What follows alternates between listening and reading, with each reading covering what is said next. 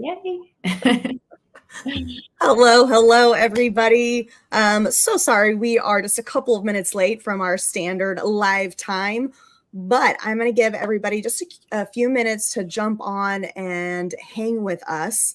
Guys, bear with me if my voice sounds a little off today, or if you're just like, "What's going on?" I'm here. We're doing this, but I'm trying to not let this whatever's going around get to me. So.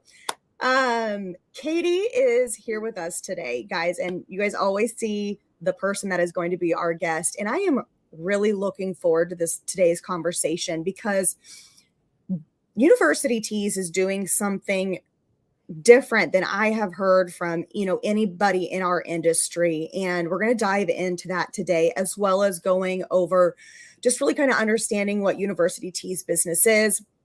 We'll get into that live introduction in just a minute. So you guys know the drill. If you're tuning in live, tell us your name, your business, and of course, where you are tuning in from. And thank you so much for taking time out of your day to join us. Please use the comments, the comment box to ask any questions. And really just interact with us. I love doing these lives. That way we can answer those questions, or you guys can get personal feedback, from either Katie or myself. So here we go. It's time to rock and roll. Let's do this. This podcast is designed to have conversations with apparel decorators just like you and industry experts that can have an impact on your business. Today's conversation is about Greek life and building community through trends. And I am so excited because we have University Tees joining us today. Katie Wolanczyk. Got it. Katie Wolanczyk. She is the director of marketing and e-commerce. And their business isn't just Greek life. However, what I find really intriguing is how they've really built a community within Greek life. So if you are listening to this, or you're starting to listen to this and you're like, I don't touch Greek, I don't do anything Greek, take what we are saying and what we are going over and mold it for your business.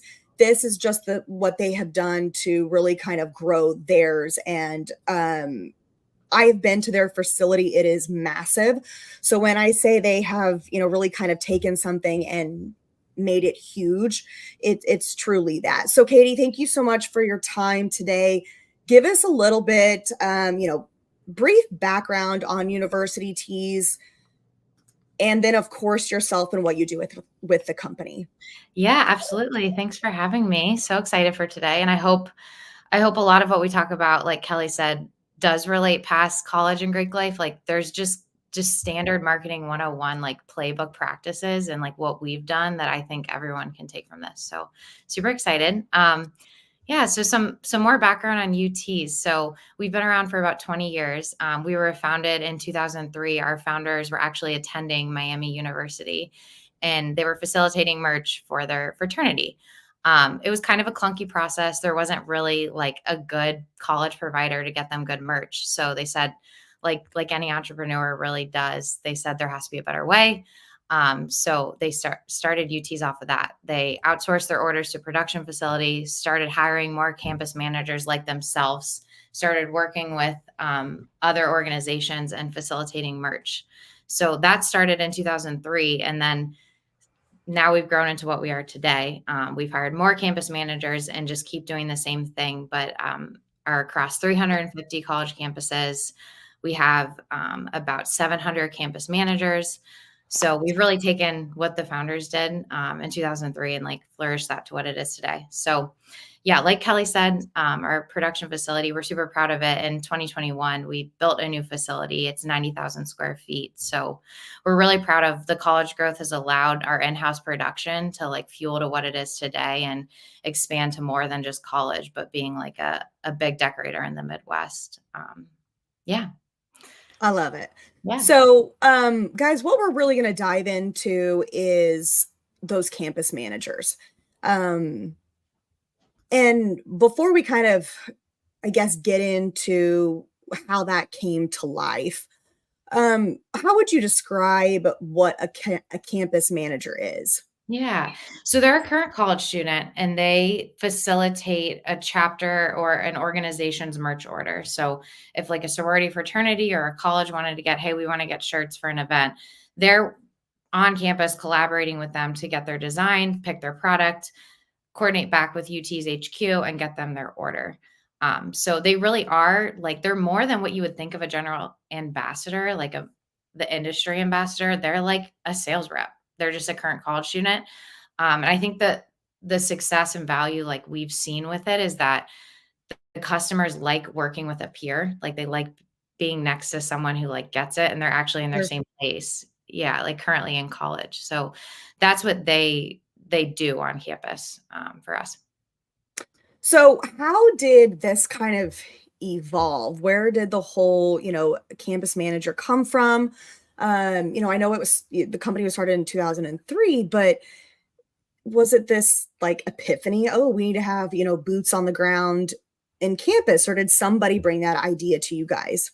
Yeah, I mean, it really was originated from our founders doing it themselves, and they became our first campus managers. But then I think the credit to them of how they evolved it into what it is today. It's not like we grew it to 800 people in 1 year. Like that's evolved over 20 years of different ways to facilitate orders. Like we could have done a route where we went with an HQ sales rep. But I think the value that we saw in the campus manager, and I think like also the value that we've seen in like growing them and developing them has been like so fruitful and like why UTs exist today. Like it's so much more than just yeah, they help them get merch, but like we're growing these students into who they are. And most people who work for HQ now work campus managers. So it's like evolved into this like bigger community of something like we're really proud of in that way. That's one thing that I've absolutely loved learning about was the campus managers and how they eventually grow into being part of UTs permanently. And I think it's great to be able to not only, start building somebody when they are in college, but working with them time and time again and having them know the business inside and out. Like, I don't necessarily like the word grooming, but it's almost like you're grooming, the not the perfect employee, but that employee that has, Yeah. ate, slept, and breathed merch. And when you bring them on, they already believe in the company. They already are invested and they already know what's capable. So really kind of building that community within UTs as well, I think is just something that is really, really cool and unique. And while you guys are a large business and sometimes smaller businesses might not be able to do that, it's a great way to start thinking outside of the box, to start building, younger. That way you can bring in somebody that's just so eager to work for the company.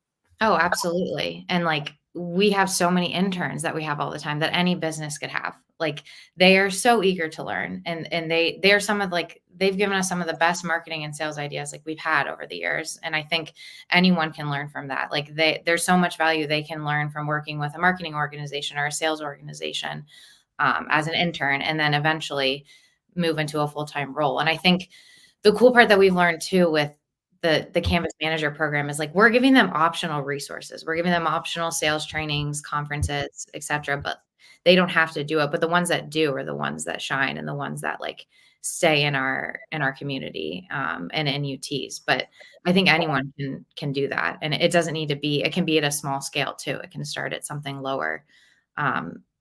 They would find success in it. It doesn't have to even be college students. Like I think there's something to be said too with just again back to like just a marketing 101 concept of like you should talk to your customers and stay in touch with them, but having them as ambassadors, like I have direct access to them all the time, but they're also our customers. So that could relate to any organization in any industry, really. Yeah, I think that's awesome. So when you are, working with your college ambassador, I keep calling it ambassadors, but they're college managers, right? Campus managers is what, Campus what managers. we've called them. And, but they, they are, yeah, they're ambassadors. So either way is fine. Well, I want to call them correct. I want to use the correct term, but Or CMs, campus managers. well, campus managers. So When you are kind of planning and forecasting what's coming next in the industry, you guys are right on top of the trends with the products and designs that you are putting out for customers to purchase. How are you staying on top of those trends? Are you relying on your campus managers? Is there something that you guys are doing outside of that to really kind of hone in on what you need to be offering? Yeah. Yeah, I mean, we definitely heavily rely on our campus managers because they are our customers, and, like, from just a tactical how perspective of if a marketer is listening to this, like, we're constantly hosting focus groups, constantly hosting brainstorms. We have them Mm, in Slack channels, polls, like, it's crazy the amount of people that I've encountered that love to talk to a marketing team and a marketing brand and give their opinion without any pay, like, literally for free. They love free yes, products, like, people love it. yeah, so we, like, never make assumptions ever, our team internally, like, we always talk externally. Um, Mm, that's how we've been able to stay on top of, like, all of our design forecasting. And then on top of that, like, yes, we have them, but also just going on campus, again, wherever whatever industry you're in, or whoever your demographic is, even just being in front of them. Like, every single time we come home from campus, I learn something new. I'm like, oh my gosh, this is the newest thing, or this is what they want, or this is what I was seeing everyone wear on campus. And I wouldn't have had that if I just stayed working from home, like behind my computer. So just being like directly in front of them has given us so much. And again, a lot of people listening, we're all attending like the PPAIs, we're all attending the industry things, and that's great too. But something about the value that we get actually being where our customers buying is like even more valuable than like attending some of those things too. for And sure. One of the biggest things I always tell people is like go into retail stores, yes. right? And go into retail stores not on a mission, right? Not with your list to buy things, not with 30 minutes, you got to get in, get out. Go in to really take it all in. And that's essentially what I'm hearing is what you're doing in a way is when you are instead of going to Target, Walmart, any big box stores and seeing what brands are doing, you're going to where the people are to really kind of witness and see what they're wearing, how they're wearing it, and then taking that back and then conceptualizing and growing what that potential trend is. Mhm. And I think one of the biggest things, and that's free, right? That's Literally. do. You can see what is right in front of you. You just have to be willing to open your eyes and recognize it because every single day, like trends are changing and new products are being developed and the way pieces are worn are changing. And if you're not openly looking for that, then it's just going to be like a standard garment or a standard print to you without really understanding, oh, I'm seeing this massive oversized print over and over and over again, that's your trend. That's how you know that something is coming. Oh yeah, 100%. We do have a couple. I'm seeing a question here. Carrie, I want to make sure that we are answering this correctly. It says, "Did you reach out to them with products?" So, I know this question is for Katie, but are you asking, does University Tees reach out to campus managers with products, or are the campus managers reaching out to whomever they're selling to with products? I want to make sure that we've got that on the correct path. And then she also has a question that says, do you go through the university because Ohio State requires you to get license from them? So I know that licensing and just as a whole is a massive, like, that's a whole other conversation. And I do want to just briefly touch on that because anytime, with Greek or university logos, there is licensing and trademarks involved in that. So Carrie, we will answer that one a little bit later. Okay, so to Carrie's question, she said the first one. So Katie, I'll let you answer this. Her question was, did you reach out to them with products? So when you are looking for your campus managers, how do you get connected with campus managers? Are you going to them with products? Is there some type of open forum where they can interview? How does that happen? Yeah, great question. So actually the number one source of how we recruit our campus managers is our customer base. So if you've been a customer with us, purchased from us, or engaged with universities in some way, we typically go through that pool of people. We already know that they engage with us and love us, and that's a way to recruit. But outside of that, we use social media. We DM people, we DM organizations. We do like recruiting on campus too, passing out flyers with a QR code, gifting product to get people to apply. Yeah, all things like that. But the main source is through our customer base, really. Awesome. So, Carrie, hopefully that answered your question. If you have more questions to go into that you want more, wow, it's not forming. The sentence is not coming out. If you have more questions on what she just said, please pop them down below and we can keep diving in a little bit deeper into that conversation. So the next thing that I want to talk to you about, Katie, is keeping the fire alive, Mhm. because sometimes it can be really difficult for the day in, day out of a college student to want to keep going in terms of, okay, yeah, I want to keep being a campus manager, Mhm. and really, really wanting to grow and work harder. So how do you guys, engage and build within that community to just keep it moving and keep it fun and interactive? Yeah, I mean, that conversation comes up internally more than you can imagine. It's like our biggest thing. Like, if our campus managers are who our company is, like, we have to keep them engaged and excited. So it's changing all the time, and I think that's what's, like, super important for any marketer or salesperson to remember too. Like, there's not a playbook that will work that worked last year, like, especially with a college student. They like, obviously, new things are always coming up, and we have to find the newest ways to engage with them. But I would say recently, some, like, best practices of things that we do to stay engage with them and, like, motivate them. We're always running contests, to just generally motivate them, but also, like, hosting ways for them to engage with the rest of the community. So we have campus managers from, like, across the country again. So a lot of them get excited to meet another campus manager from another school, or hear another marketing major that's, like, graduating this year and maybe got an internship in New York City. So we, like, facilitate ways for them to get engaged with one another. The best way we've been able to do that is Slack. And if your organization's ever thinking about starting any kind of ambassador program, Slack is, like, absolutely the best way to manage that, and there's a free way to do it. We have so many channels that are fun, and we can say, hey, let's, like, post, what are we doing for Thanksgiving, or how's everyone doing with finals, and things like that. And then we also have an internal Instagram platform that only our campus manager follow, that our sales and marketing team post on, as, like, hey, this is what we're doing at HQ today. Like, they love to see what we're doing. Or, hey, do you guys want to take this poll? That's, like, a newer thing that came up, because we're like, they're on Instagram. They don't Huh. look at our emails. They definitely don't look at our emails. Like, let's get them on Instagram. Let's get them, in Slack. So contests and things like that have been super fun. And then 2 times a year, we do a sales conference, which keeps, like, the in-person aspect of it really exciting, which is a cool training opportunity for them, and, like, a resume builder. But it's always changing. Like, our marketing team's always asking them, what do we need? What we ask them, like, what do we need from you guys? We ask questions like, what do you guys need to motivate you? What resources do you need? It's, like, never the same. It's always changing. You said so many things that just made my mouth drop.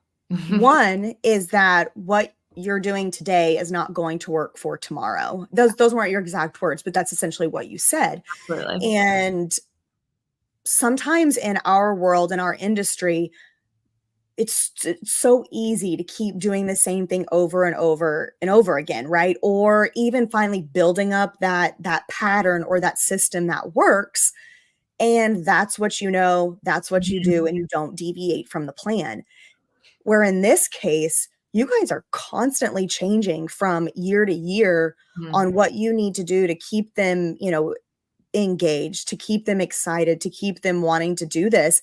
And I think that is, like, needs to be screamed over and over again in our industry, because change is good. Change is okay. It's 100%. it's not a bad thing. You can still do and stay true to who you are, while adjusting with the time. So just because you're adjusting doesn't mean you're, discarding everything about your business, or, the depth of your soul as to why you do something. Yeah. So I think that's a great nugget of information. The other thing that I heard was you let them tell you what they need. Mhm. And that's a great way to, one, not only have that communication, but build trust with those that are helping you grow the business Mhm. by letting them feel comfortable enough to say, hey, this is what we would like to see. This is what would make us happy. And I think that's an excellent way to really retain, um, those campus managers. I don't know, when they come on as a campus manager, if they have to be at a certain level, or do we call year? I was going to say grade in Yeah. college. Yeah. I think I went to college a long time ago. That's what it feels like now. No, But, it's cool. It changes. Yeah. maintaining a certain year Yeah. before they can really come into the platform. But at the end of that, it's really retaining them and them wanting to stay connected with university teas. I think that builds not Mhm. only excellent character for when they go into the workplace, but that makes them feel valuable on Mhm. different levels. Absolutely. And I think, as you were saying all that, another nugget that I hope, someone could learn from this, that we made a change that I would say over the past couple years, was the campus manager now has also evolved into other student programs. So I keep talking about the campus manager. We actually have like 5 other programs within that they can grow into. Or, hey, I'm not really into the sales. I'm not interested in the sales aspect. I'm more interested in the marketing content creation. So now we have a marketing affiliate program, which is more like a general affiliate industry Sure. program. Yeah. They get free product, they give us content, we engage with them in Slack. They actually give us more trend inspo, even more than the sales students. But so the learning there is, we saw an opportunity to meet them with what they want, and that helps us. So we were like, Yeah. let's do it. And it's okay to like have, it can get complex to have all these things going on, but just finding ways to like simplify it and leverage it for the business is like been helpful for us, and I think could be applied to any organization. Yeah, I think that's just, as you can tell, I think this is such a cool, um, platform, Yeah. program, experience, all of the above. I'm big on one that is, you can never stop learning. There's always education. There's always something new to learn. And it doesn't matter how old you are. It doesn't matter how much experience you have in whatever industry. There's always something to be learned, because what you guys are doing, can be applied in so many different ways to other industries. And not only are you molding characters and future, business people, it's just, I don't know, it's just a really cool platform that I think is, pretty special. So I'm swooning over here. I'm like, I just Yeah, love this I whole love thing. UT's fan in you. I love it. Yeah. Okay, Carrie had another question. She said, "How was the idea introduced to students?" Yeah, that's a great question. And it's evolved into another one that's evolved. So the main, again, goal of our program is, yes, they help us facilitate orders, but we're trying to invest in them, develop them, and grow them. So it's a resume builder for them. They're working with a real HQ team. They have a sales goal. Like, this isn't just any other, they could get any job in college, but this one is like the biggest thing they could take to an interview. So I think being able to sell to them, like, yeah, you're also going to make some money doing this. You could make really great money if you really invest in it, but you also like are going to grow. And we're going to give you the resources to be a great sales marketer, communicator, all of that while you're in college. That usually wins them over. And those are the people we want. We want the people that want the opportunity to grow. But then also on the flip side, like the marketing affiliates, if you're an organization that like your marketing team needs more content, or you need people posting about you on social media, like there's also a group of people in college that want to grow their social media following, and to be Mhm. able to post on their social media that they're working with a brand for when they graduate, to go and try to actually be an influencer, for example. And that that's what they want, and that's what we sell to them. So it's been cool trying to identify identify ways to sell the different roles to them and craft it to what they want. Yeah, so cool. I love it. So while we know we could probably, I could talk to you for hours on this topic, I love it. let's talk a little bit more about university teas because while your core business is Greek life, um, I think it's always important to have different avenues in a business. Um, Yeah. I think COVID taught us a lot, and the point of that is to make sure that you have multiple streams or multiple arms going different paths. And for our industry, when it comes to apparel decoration, you guys are growing more and more into the contract decorator services. Yeah. Now, how do you kind of enter into that world when Greek life and has kind of been, The I don't want to focus. call bread and butter butter, but you know what I mean? Like if Yeah. that's the main business, how did you guys get into contract decorating? How was that path even kind of opened? Yeah, that's a great question. If we didn't have the college business and the growth of that, I mean, I don't even think our contract in-house decoration would be where it was today. Like that, because of that, that was able to fuel an expansion in production, an expansion in decoration, and able to like push us forward on that side of the business. Which then at that point we saw an opportunity to, hey, we can partner with other people. Like we're doing great things here with our decoration in house. We can absolutely partner with other organizations to help other retailers take our decoration to their market. So being able to actually leverage what we have going on at college to sell to a retailer and say, hey, look at like the in-house expertise we have. Like we have to stay on top of design. We have to stay on top of decoration trends, product trends for our college business. So we already have that, and we can Mhm. bring that to you on the contract side as well. That's been really, really like a unique for us that I don't think a lot of organizations maybe have, that we're really lucky to come forward with. Has the switch been different in terms of mindset? Because, for you guys with your campus managers, that's a really very open conversation. Mhm. They're coming to you, they are helping you guide, um, or helping guide you down the path of what campus life needs. Yeah, I'm like, which is very yes, different, yeah, very, very different than yeah. And then when it's contract decorating, it is a whole different world. boom. It's like Yeah, short. absolutely. Well, Conversation is short and choppy, and it's not, going to be very all hold hands and friendly. Yeah. Well, and I think like I'm proud of how UT's has done that because we have a really, really strong account sales team for the decoration contract business. And I think the strength that comes from them is, yeah, they have everything that the college team's doing, but they are just focused on the contract business and what they can help there. And I think the space that we've kind of found that we feel like the decoration business maybe that the customers, like our clients, really want is just a reliable decorator, like someone who Mhm. delivers on time, who says they're going to do what they're going to do, and who also like I think everyone understands that things come up and problems happen, but just like transparency and that Sure. reliability, that's where like the past like 1 to 2 years we've felt, hey, like we're good at this. Like we have an account team that's really strong, and we're invested in them and being able to be a reliable decorator. And our decoration team and production team is absolutely incredible, and the facility and everything. So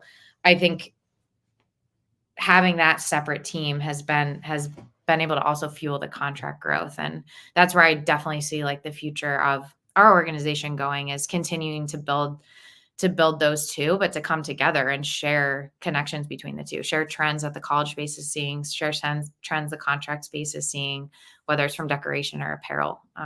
That's where I totally see us going. With the campus managers, do they have the ability to go and capture contract business for you? Yeah, absolutely. We love to overlap. We love to bring in our contract team to train them, especially the campus managers that want more opportunity. The contract team has multiple interns every summer from our campus manager group.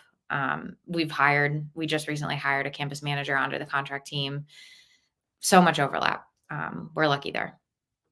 Yeah, that's a great way to keep expanding on something that you already have without completely changing a process that you know that works for you. And I think that is another good little nugget of information to take, is that just because you're expanding and going down maybe a different path, it doesn't mean that you have to completely change what's true to university teas.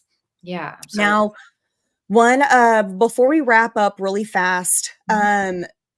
what is a piece of advice you would say to somebody that is not a small to mid-sized company that is really looking to grow, but in terms of capacity, they're kind of tapped out. They don't really have, employees they can hire. Is there anything that you'd recommend on ways for them to still continue to grow without feeling just depleted?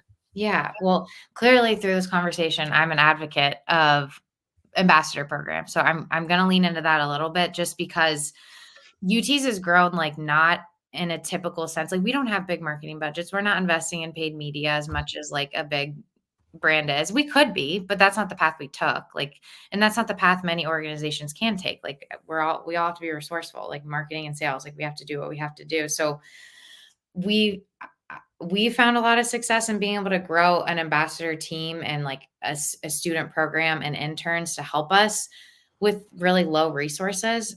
You could even start again, like our marketing affiliate program. We started with 10 people. We just got a free Slack. One of us who wears a lot of hats just kind of was managing them. But then one of them who was clearly stepping up in it, we said, hey, do you want to come on as an intern, get free product throughout the month, join some teams, and you can kind of lead the group. So like, it's almost like elevating, finding interns within them or elevating them to grow and to build something. So again, to sum that up, like I think there's a lot of value in like being really resourceful and growing like an ambassador program in any kind of business organization. And it's a lot cheaper than a paid media route. And it's a great way to get content. So a small business, anyone could do that. Absolutely. I love it. It's really kind of just taking what's in front of you and building it from there. Guys, so normally we ask our guest how you guys can get in touch with them, ask them any questions. In this particular case, University Teas is a little different and with Katie, but I want to make sure that you guys can follow along on their journey, see what they're doing, really have the window to see what's working for them. So, Katie, let us know how people can follow you on all social channels, website, and then if somebody is interested in connecting about contract decorating, who's the best person to get in touch with that? And I did just see a couple of questions. So you answer first, and then we'll go to the questions, and then we'll wrap up from there. Yeah, absolutely. So for contract decorating, utsdeco.com, uteesdeco.com will be the best way to find out more about those services. And you can email myself, Katie Wolanczyk, my name, email K Wolanczyk, WOLANCZYK at uts.com. And we'd be happy to talk. And even if you don't need someone for contract decorating at this point, but just want to like bounce ideas off each other. We love chatting and talking to other businesses. So please reach out. And then our Instagram and TikTok are at University Teas. So be sure to follow us. And okay, so question, I love it, Summer. Will this be posted or shared to watch later? So the beautiful thing about our lives is that you can always go watch them through wherever we stream them. So that means right now we're streaming on LinkedIn, YouTube, and Facebook. So you can go to either one of those channels, our accounts, our handles on that, and you can look at previous lives. With Facebook, I know we have an event created, I believe. And Carly, will you just go ahead and pop that link in there on where you can watch it after this? Second, I was like, where am I going with this? Come on, brain, is podcast. So we will actually extract this audio from our live and put it on our podcast channel. So wherever you stream or listen to podcasts, you'll be able to go to the Heat Press for Profit podcast and listen to this podcast. We typically post them a week after. So this is episode 45, and you can listen to that. You should be able to next Friday. Okay, next one is licensing. Is the licensing process difficult to navigate? I have talked with several sororities here and want to get licensed. Do you have any info on that? Yeah, definitely. And feel free, I think that was Ken, to email me directly. I'd Yes. be happy to like talk to you about this because we've learned a lot and I love sharing what we've learned. We have a whole licensing team now, but is it difficult to navigate? It's definitely not easy. There's a lot of restrictions you have to follow, and and you have to figure out a process, and you have to submit royalty reporting to them. So it definitely requires some resources. But depending on what you're looking to do with the sorority license, definitely reach out to me because we've actually partnered with a lot of organizations who don't have a license, and we facilitate the sales through UTs and just find a partnership and able to help them bring their designs to the sorority market through UT. So there's definitely like an option too. If you'd be interested in collabing with us, please email me and we could talk more. But I would try it. Yeah, anyone can do it. It's just we definitely have a resource at it. It's not something that just you can have a team member just do. For sure. Someone has to learn it. Thank you so much for sharing that. I know Carrie also asked, do you go through the university because Ohio State requires you to get license from them? So anytime there is a trademark involved, you do have to have proof of being able to use the trademark, the logo, and that can be logo, design, text, the word itself. Licensing and trademarks are a whole other beast. So if you do not have the license to print for a university, print for a sorority or fraternity, those Greek letters, you do have to have the trademark in order to sell them. So partnering with somebody like University Tees is a great way to overcome that without really jumping into figuring out how to do it all. I know there is a lot of front end and back end documents or documentation that has to be done for that. So I have actually wanted to do a podcast on trademarks and licensing. So Katie, maybe that's something that we can schedule for another time because it's such an important conversation for multiple reasons, because there's so many people out there that are printing that do not have that license. And if you're not careful, then it can cause you some major issues. So that was a great question, Ken. Thank you so much for that. Katie, it's been a pleasure. Thank you for being patient with my brain as we work through, as I work through whatever is trying to take over my body. But for those of you that are still tuning in live, thank you so much for hanging out with us today and jumping in, asking questions. We truly, truly appreciate it. Pop down in the comments if you're still here, a thumbs up or a heart. If you liked this topic, also let us know in the comments as well. That way we can try to have more conversation either around university, around contract decorating, or finding a partner that basically gets you over that hump or that step of being able to print with licensing or trademarks. That's a whole other good conversation. So you guys, you can tune in, stream this Heat Press for Profit podcast wherever podcasts are streamed. Make sure you head over to Facebook and join our Heat Press for Profit community, where you can interact with guests and lots of your peers who are like-minded in this heat printing business. Thank you guys so much for tuning in today. Katie, it's been a pleasure. I truly appreciate your time, and happy December 1st. Yes. Thank you, everyone. Thank you, Kelly. Thanks, everyone. We'll see you next Friday, guys. Bye.